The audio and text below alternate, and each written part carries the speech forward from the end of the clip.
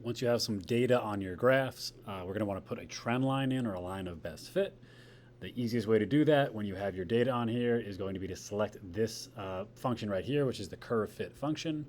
This graph will only pop up if you have more than one set of data. If I only had one set, I didn't have the second one, it would automatically just bring me to the screen. But in this case, it's asking, would you like to apply a trend line to data set 1 or data set 2? I'm going to do it for both, but I'm going to start with data set 1. So I'll hit OK.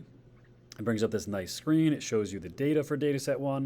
You kind of have to eyeball it. This looks like a linear fit, a straight line. Looks like it'll fit pretty well. So I'll choose linear. And I'm going to hit try fit.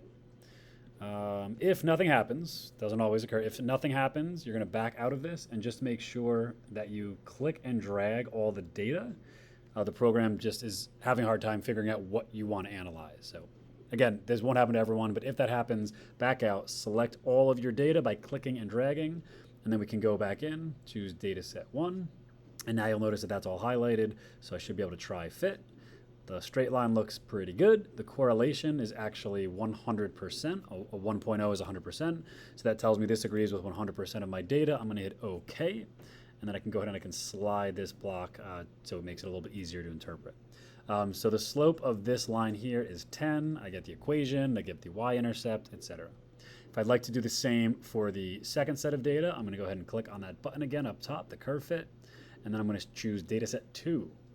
Same thing appears. Again, linear looks pretty good. Once again, really good correlation. The closer to 1, the better you are.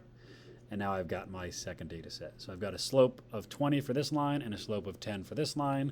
And now I can move forward with analyzing either the equation or the slope or whatever the next step in this analysis is.